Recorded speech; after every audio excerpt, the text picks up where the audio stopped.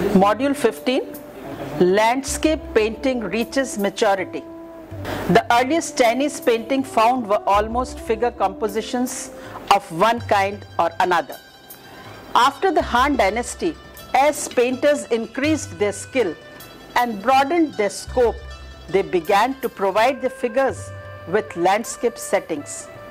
The two painters, Li Shu Husun and Li Chao Tao, father and son, are traditionally considered the founders of a colorful decorative style of landscape painting known as Qing Liu Pai, blue, green and white, or Qin Pi Shan Shui, gold and blue green, which became the basis for what might be called the palace style of the Tang dynasty. The northern Song masters include Li Cheng, Fa Quan, Qiu Hasi and Li Tang. The southern masters include Ma Yuan and Hisha Kui. The earliest Chinese painting found were almost figure compositions of one kind or another. After Han Dynasty, as painters increased their skill and broadened their scope, they began to provide their figures with landscape settings. Gradually, the landscape became more and more important. Tang-style landscape, until in the Tang dynasty, the natural shift of emphasis from figures in landscape setting to landscape with figures was made. By the 11th century, the human figures in Chinese painting had shrunk to a size that truly reflected the Chinese view of man's relative insignificance in the scheme of things. Here two painters, Li Shu Sun and Li Chao Tao, father and son, are traditionally considered the founders of a colorful decorative style of landscape painting known as Qing Liu Pai, blue, green and white, or Qin Pi Shan Shui, gold and blue green, which became the basis for what might be called the palace style of the Tang dynasty. The origins of the style, in fact, go back to the 6 dynasties and even earlier, when painting was often referred to as Tan Qing, red and blue, indicating that a technique based on a strong contrasting colors already existed at that time. Li Su Husun, 651 to 716 CE.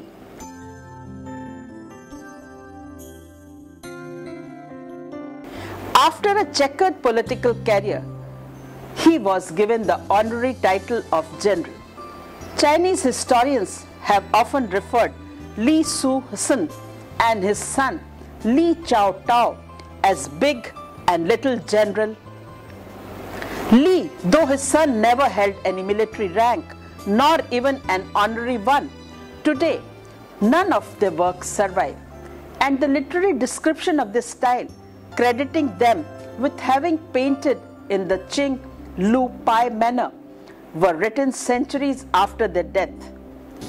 If one considers this traditional view, it seems probable that Li Chao Tao, whose style was considered more advanced than that of his father, painted somewhat in the manner of a hanging scroll on silk in the Palace Museum Collection, Taiwan, of which the present title is Emperor Ming Huang's Journey to Shu.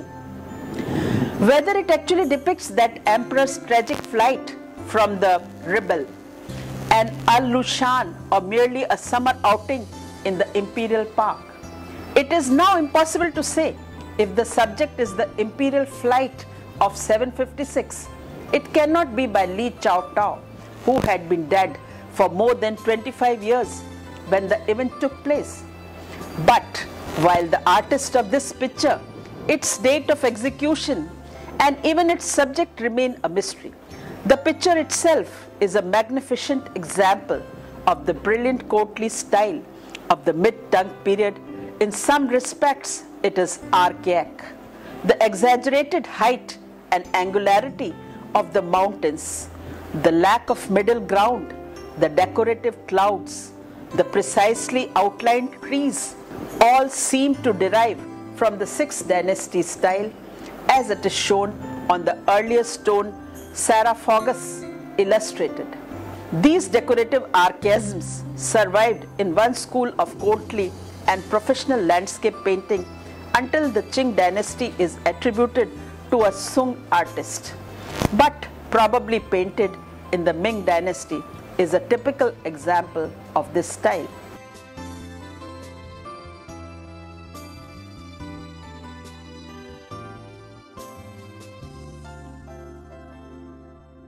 During the first half of the Tang dynasty, painters made considerable progress towards solving the technical problem that had earlier defeated them. One painter, for example, was noted for his power to depict depth and distance convincingly, another for his suggestion of relief, another for the way in which he could convey an idea of color by the use of ink tone only. Then too, painters were acquiring a reputation in one or another specialized branch of art. One might be expert in the precise drawing of architecture, using a ruler in the Chi Hua boundary line method, others in painting bamboo or pine trees, or cattle and farmhouse scenes which were depicted with close accuracy. But none of the work survives, but hints of both their subject matter and their styles are often to be found in the naturalistic paintings, in the corners and side panels of Buddhist wall paintings, and in silk banners. The simultaneous birth silk banner is in the collection of British Museum, London.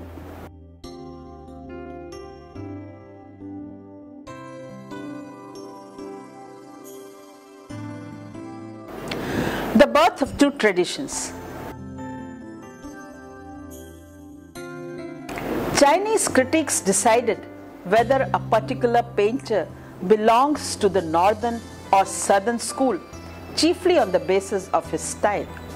If his ink landscapes have a firm structure, if his line tends to be rather hard, angular and abrupt, if his rhythm tends to be jerky, and if he exploits dramatic contrasts of line and tone, he is classed as a northern painter. The great northern masters include Li Cheng, Fan Kuan, Qiu Hisi and Li Teng in the northern dynasty, Ma Yuan and Hisa Kui in the southern Sung, Tang Ti in the Yuan and Tan Qing in the Ming dynasty.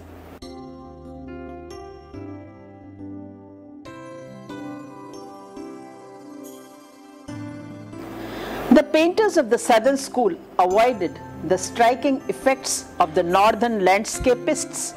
Their vision was broad, their contours rounded, and the lines relaxed. In place of the dramatic contrasts of the northerners, they explored the mysterious depths of nature in mist and cloud. The traditional founders of the southern school were Tung Yuan and Chu Jian. Seeking the way in the autumn mountains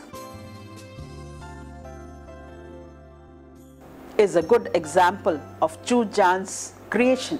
In the 11th century, the great exponents were Mi Fu and his son Mi Yuzhen.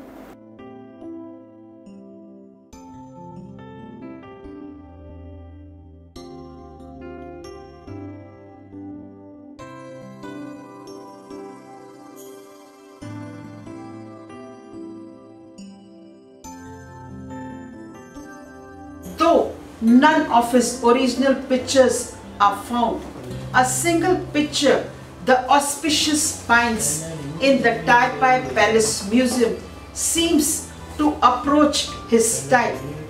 Mi felt very close to the simplicity of nature. His method of painting in ink applied in several superimposed layers with washes and horizontal me dots, median, later became a standard for the examination of academic painters. However, there is also a flowing rhythm in Mee's calligraphy, showing the range of variation in his brushwork.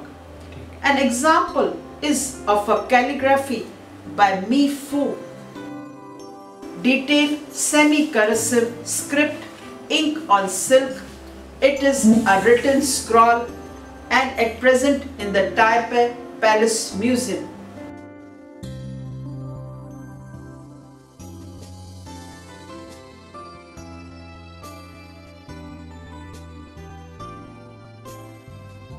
Mi had a very good eye, as comments by other calligraphers on the quality of his copies of works make clear. He was a master of many different types of scripts and could reproduce other calligraphers' personal styles. A great copyist, he sought perfection through the intensive study of manuscripts. He claimed to be playing with the brush in his own style, and his writings expressed natural spontaneity. For instance, he varies the spacing between characters, brings them closer together, or emphasizes their significance by their size. The style went out of fashion during the Southern Song dynasty, but was revived by the scholar painters of the Yuan dynasty, notably by Huang Kung Wang, and has continued to flourish among amateurs up to the present day. Until the 16th century, the terms Northern and Southern were not applied to painters. The division into two traditions seemed to have crystallized as early as the 10th century, when it was based on the differences between two regional schools.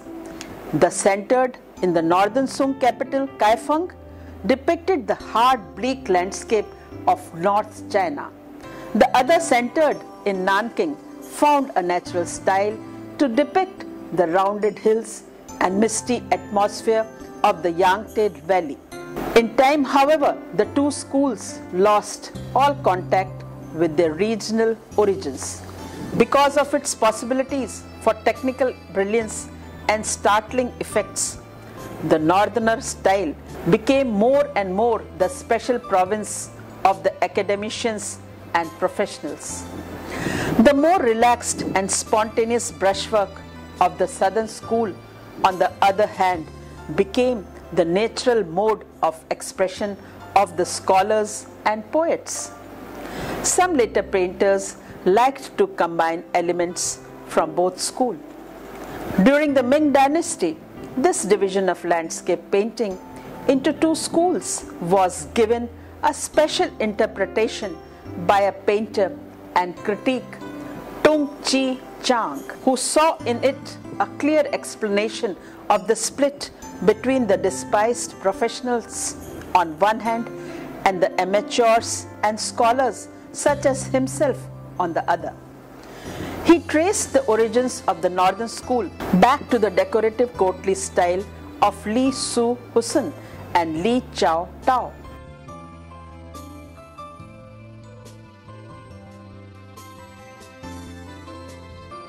While he held that the southern school originated in the monochrome inked landscape of the great 18th century poet and scholar Wang Wei. In fact, Tung Chi Chang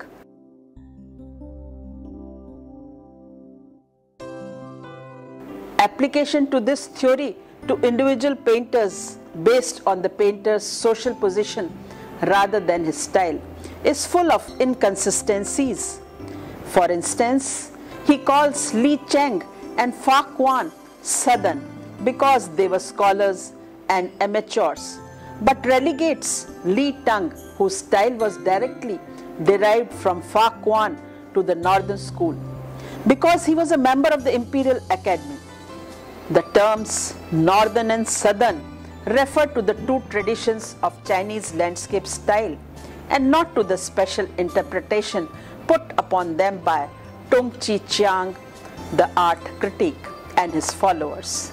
Since the time of Tung Chi Chiang, Wang Wei has stood in the history of Chinese landscape painting as the symbolic founder of the tradition of scholarly painting, which is called Wen Zhen Hua. The painting of Wen Zhen, or literati, actually he was by no means the first amateur landscape painter, and is doubtful whether he did in fact paint in the monochrome ink wash technique, sui mu, of later scholar painters, as Tung Chi Chiang claimed that he did. Several early sources say, on the contrary, that he painted in color. There were other more independent and original tongue painters, such as Tang Tussaud, who was said to have made bold use of monochrome ink washes in their landscapes, but who have not attained Wang Wei's special position to the eyes of later literati. Wang Wei was not only a great poet and scholar, but also a man of noble character and profound feeling. Wang Wei, father and pioneer of monochrome ink landscape style, was a master of both figure and landscape painting.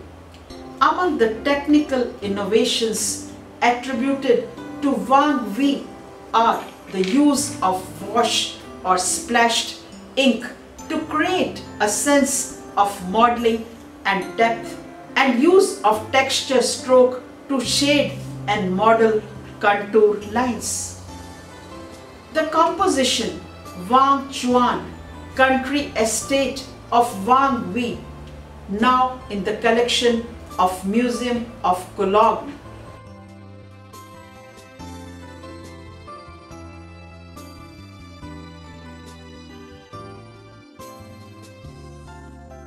Wang Wei owned a country estate called Wang Chuan. This place too became a favorite subject of art, and not just because Wang himself had celebrated it in poetry and painting, although his views of the estate are extant only in copies. The scroll clearly shows a series of several gardens or a parts of garden in linear succession, illustrating the scenery around Lake Yi. The composition is said to derive directly from Wang Wei's own painting. His literary and pictorial depiction greatly influenced the ideas of landscape painters and landscape designers of later dynasties. To the critics of the Ming and Qing dynasties, who believed that the purpose of landscape painting was not primarily to depict nature, but to express oneself, he was the ideal type of painter because he was the ideal type of man. His landscape, they claimed, must therefore have been the expression of highest Confucian virtues. Later copies of several of his paintings, notably a long panorama depicting his country estate, have been handed down. View of Wang Chuan Villa.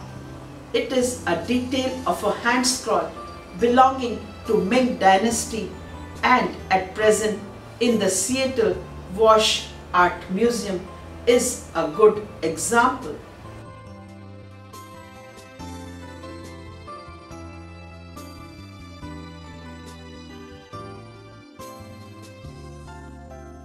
But they are so various in style and technique that they give little hint as to what the originals must have looked like. Perhaps his style is reflected most nearly in the riverside under snow. It is an album leaf, ink and white pigment on silk. China, belonging to Tang dynasty, formerly Manchu household collection. It is a detail of 9th or 10th century hand scroll. The artist used opaque white pigments on the silk, producing a reverse monochrome painting. The toned silk provides darks and white opaque paint builds the highlights. The simple and archaic modeling of rock forms is beautiful and unusual, as is the primitive architecture. The deeply poetic mood of this winter scene, the restrained naturalism of the drawing, the emphasis upon ink tone rather than outline and color, and the complete lack of decorative mannerism all bring the viewer closer to nature than he has yet come in any landscape, and closer to the feelings of the painter himself.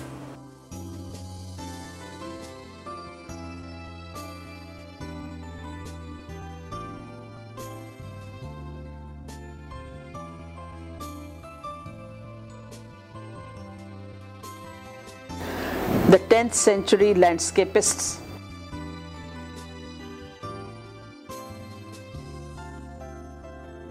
The long stagnation of Tang culture after an Lu Shan rebellion of 756 was broken at last in 906 when the dynasty fell and China sank into the period of political chaos, dignified by the name of 5 dynasties. But as before in Chinese history, political and social confusion stimulated a brilliant flowering of arts and letters. And it was during these turbulent years that landscape became the supreme art of Chinese painter. Before the end of Tang dynasty, painters were already experimenting with an ink line of pictures as wildly eccentric as those of any modern action painter in the West. Although these eccentrics founded no school, but must have influenced orthodox painters, encouraging them to enlarge their range of brush techniques.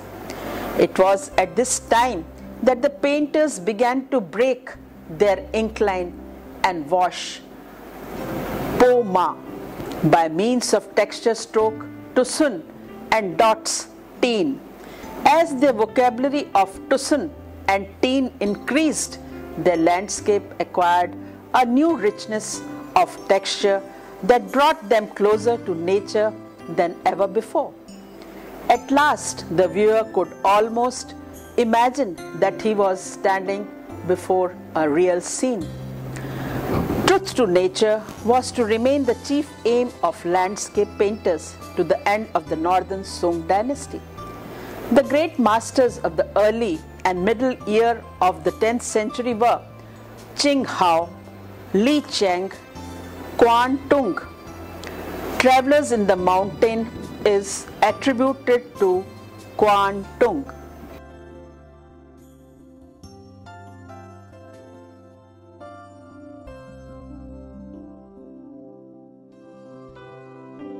An essay on landscape painting attributed to Qing Hao, the Pi Fa Chi, literary record of brush methods, sets out the ideals of these painters.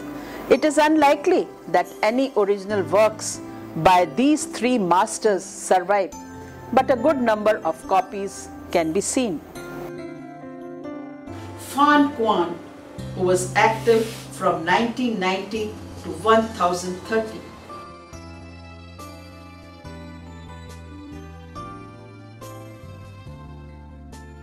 The tradition of these great northern masters is preserved above all in a magnificent hanging scroll of the early 11th century.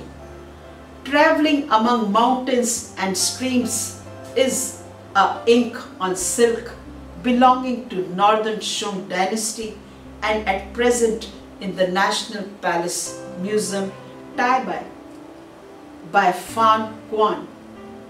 In the scroll, a huge cliff face plunges down to the riverbed. At its foot, a jagged escarpment rises, silhouetted against the mist, with a temple half hidden among the trees in the foreground. Two drovers with their mules emerge from the wood.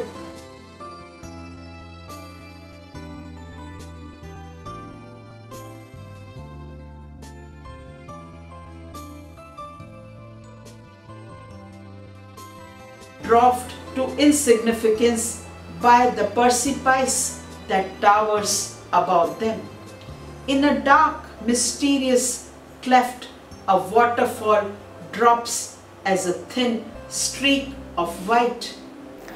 By means of the strong angular outlines and a masterly use of short raindrop to Sun, Fa Quan has given the painting a wonderfully rich texture, while he conveys an almost superhuman sense of the living reality of nature by the power and concentration with which each leaf, each branch and fold in the rocks is delineated.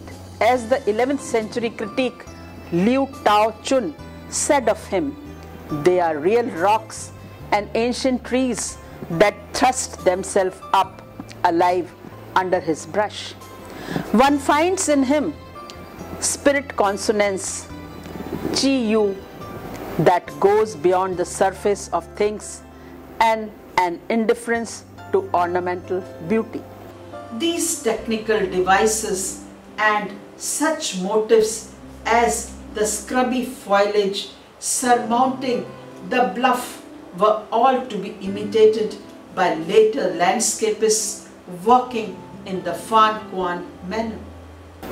Painters of the southern scene. Nanking was a flourishing artistic center in the 10th century. A very different tradition of landscape painting had been developing in contrast to hard grandeur of the northern scene. The mountains of the province of Zhejiang are low, rounded and tree-covered.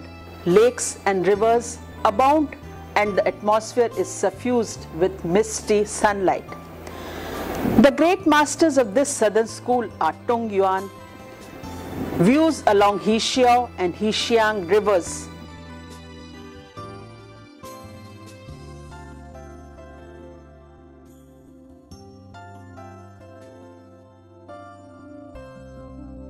is a beautiful example.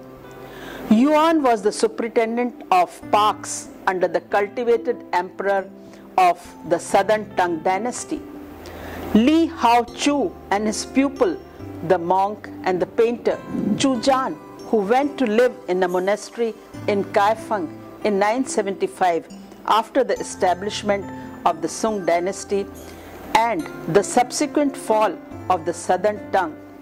The style of the brushwork was loose and relaxed. They placed less emphasis on outline and contour than did the northern painters, rather than use the short angular brushstrokes of the northerners. They drew hills with long trailing hemp fiber, to soon grouping boulders like lumps of alum on their crests. The contrast between the northern and southern styles becomes very clear if comparison of Fan Quan's traveling amid mountains and streams, hanging scroll detail of early 11th century, ink and light colors on silk, Northern Sung Dynasty, National Museum, Taipei, is made with a copy of Fan Quan's scroll.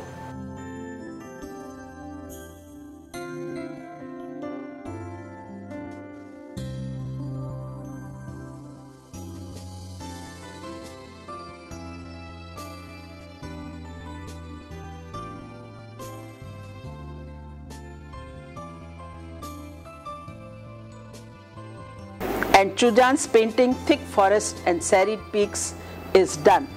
The painting of Chujan is original, and in some respect it is too advanced for the 10th century, and it points rather to the 14th century revival of Chujan's style.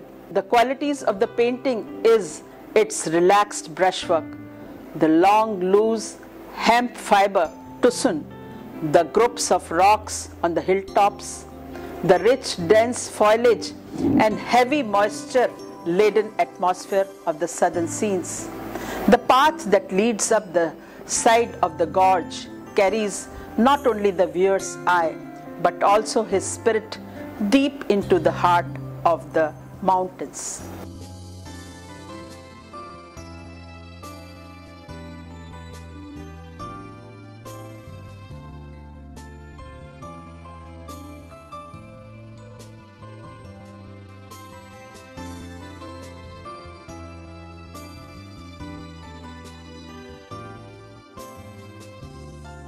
A Buddhist monastery in mountains. A hanging scroll of Buddhist monastery in the mountains is attributed to Chujan, who was a Buddhist monk and was specially noted for his power to suggest not only pictorial but also spiritual depth in his landscape. The painter is telling us that